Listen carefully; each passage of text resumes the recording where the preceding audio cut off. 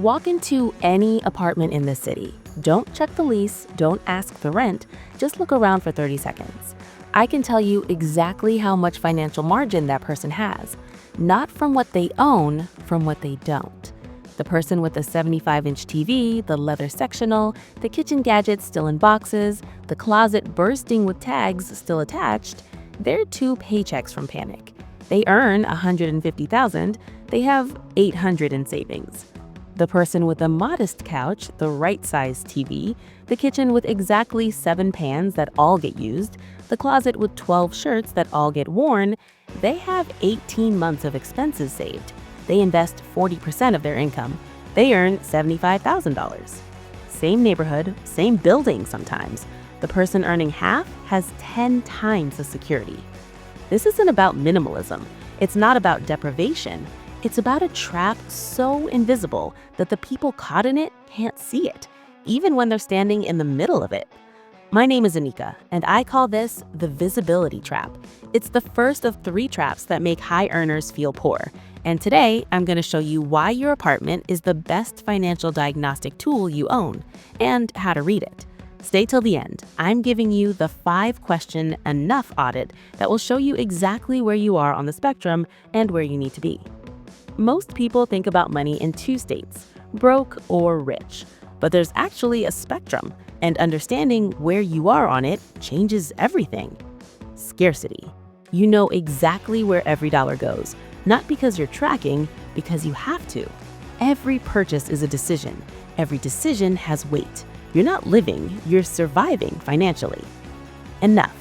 You don't think about money daily, not because you have unlimited amounts, because your needs and your means have found balance. You have margin, you have options, you have peace.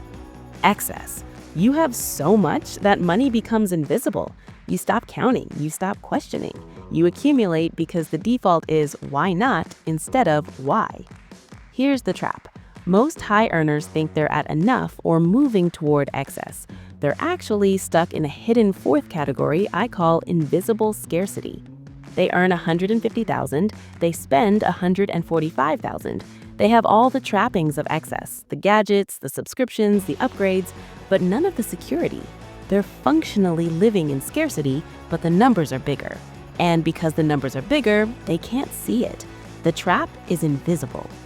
Trap 1, the visibility trap. Why can't high earners see their own waste? 3 reasons. I call them the 3 blinds. First, the density blind. When you earn $5,000 a month, a $100 purchase is 2% of your income. You feel it. When you earn $15,000 a month, that same $100 is 0.6%. It disappears into the background. It's not that you're rich, it's that your financial density has increased and small leaks became invisible. That $12 daily coffee at $5,000 a month, that's a decision. At $15,000 a month, it's a reflex. But 12 times 250 workdays is $3,000. At 8% for 20 years, that's $150,000 in lost wealth. The density blind makes you feel like it's nothing. The math says it's a house down payment. Second, the complexity blind. High earners love optimization. They research the best funds, the best credit cards, the best tax strategies. They spend 10 hours optimizing a 0.5% fee difference. Meanwhile, they're bleeding 15% of their income on subscriptions they forgot, apps they don't use, and convenience that costs $800 a month. The complexity blind makes you focus on the hard stuff while ignoring the obvious. You're optimizing the wrong problem. Third, the identity blind. This is the most dangerous. High earners accumulate not because they need things, but because things signal success. The apartment, the car, the gadgets, they're not purchases, they're identity maintenance. Ask someone why they bought the $4,000 sectional. They won't say to sit on, they'll say it fits the space, or it's good quality. But dig deeper. The real answer? Because someone earning what I earn should have this. The identity blind makes you spend to prove you've made it, to yourself, to others, to some imaginary audience judging your apartment. Trap 2. The normalization trap. Lifestyle creep doesn't feel like creep. It feels like gravity. Year 1 in your career, $40,000 salary. Roommates, used car. You survive. Year 5, $80,000 salary, your own apartment, new car payment. You feel successful. Year 10, $150,000 salary, bigger apartment, nicer car, more subscriptions. You feel exactly the same as year 5. This is the normalization trap. Every upgrade becomes the new baseline within 90 days. The brain adapts. The hedonic treadmill speeds up. You're running faster to stay in place. Research shows people return to their baseline happiness within 3 months of any major purchase.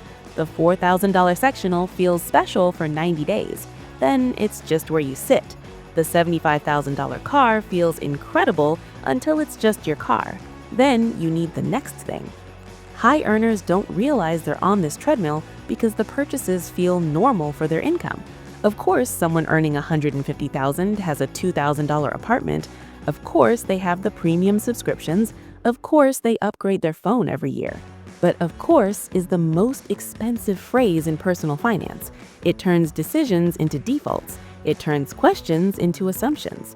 The person earning $75,000 with 18 months saved, they asked the questions. They rejected the of course. They stayed on the treadmill just long enough to get where they wanted, then stepped off.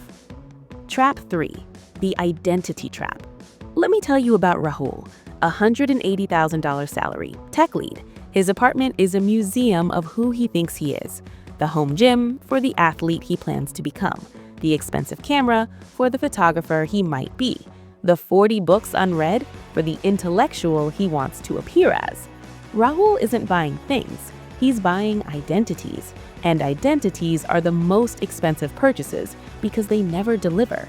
The home gym becomes a clothes hanger. The camera gathers dust. The books become shelf decoration. But the money is gone, the space is occupied, the mental energy is spent maintaining the fantasy. I call this the identity trap, purchasing aspirational selves instead of actual lives. Minimalists avoid this by asking one question before any purchase. Am I buying this for who I am or for who I want to appear to be? Honest answer changes everything. How do you escape these traps? Not by budgeting harder, by defining enough. Most people have never calculated their enough number. They know what they earn, they know what they spend. They've never defined what they actually need. Here's the 5-question enough audit. Answer honestly. Question 1. What housing is actually sufficient? Not what can I afford, what is sufficient? A bedroom that fits a bed, a kitchen that fits cooking, space that doesn't stress you with maintenance. Write the number. Question 2. What transportation is actually necessary? Not what car matches my income, what gets you there reliably?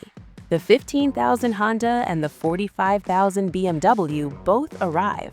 One arrives with $30,000 still invested. Write the number. Question 3. What clothing is actually used? Count your shirts. How many did you wear in the last 30 days? Multiply by variety needs. The answer is probably 15 to 20, not 80. Write the number. Question 4. What subscriptions are actually essential? Go through your credit card. Not which ones are nice. Which ones would you pay for immediately if they disappeared today? The answer is probably 3 to 4, not 23. Write the number.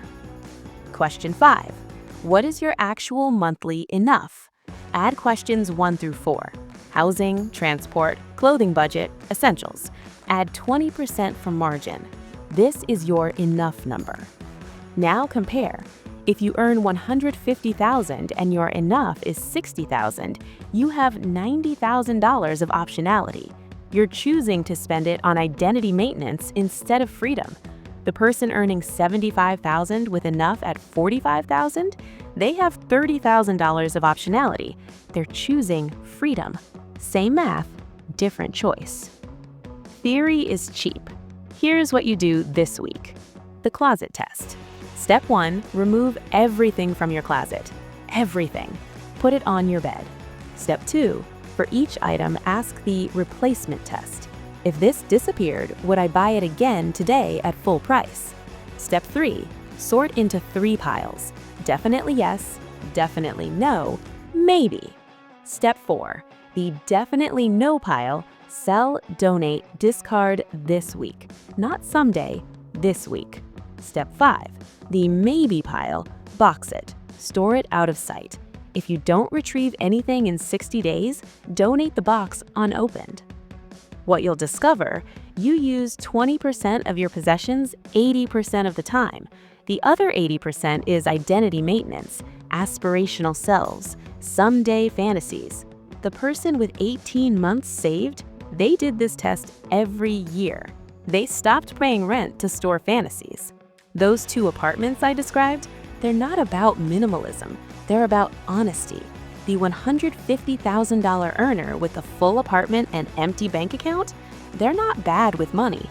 They're trapped in a story, the story that success looks a certain way, that enough is always slightly more than they have, that the next purchase will finally feel like they've made it.